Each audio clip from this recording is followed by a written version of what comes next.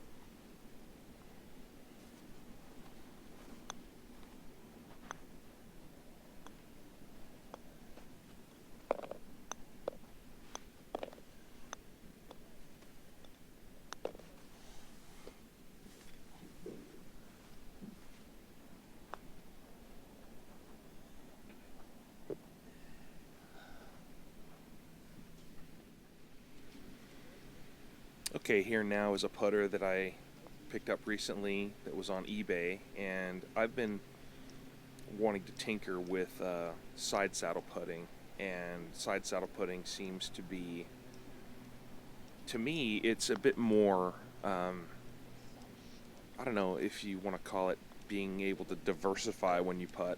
Uh, I like being able to sort of approach a putt from any which way I can and any which way that feels good to my eye, kind of thing. I can, with this putter, I can putt from the right side. I can also putt from the left side, and it is really, really hot. It's about 115 degrees. Well, not on this green, but might be 105. But it is pretty warm right now. First time I've ever had a towel in my pocket to wipe off the sweat. So anyway, the Face It putter is a putter. It came to me and it was only like 30 inches, so I added some length to it. I ended up, first version I had was about 56 inches, and that proved to be a bit too long, so I cut it down to about, I don't know, it's probably about 50 inches right now. But this is a perpendicular putter. There's no sort of angle in the shaft at all. There is a bit of a bend in it when you get down to close to the bottom of that head. And all I did to extend this was just to take a 4-iron that was in my collection, and I cut it in half. And it was an X200 shaft in it, and I put that in there and just plugged it in there with the top of the putter. So the grip on there on the bottom is the original grip. And it's so cool because the grip actually faces the face of the putter. So I like it. It's I haven't played with it on the course, and then you see the lead tape down on the bottom with the electrical tape. But yeah, it's an interesting putter. You can really have success with it when you're doing the short putts, and depending on how your eyes line up with the line, I think it's easier to line up myself. You can do like what I'm doing here, like on the right side of myself, and then you can also do it on the left side, and you could also place the ball whether you have a draw kind of a putt or a fade kind of a putt, depending on where the ball is on the face. You can set up accordingly, and I think you're more apt to have success when you do it like that, in my opinion.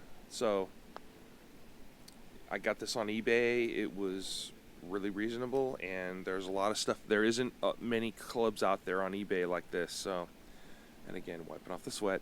Anyway, so enjoy this. I think I only made one putt on this. I was only out here for maybe half an hour most. So there you go.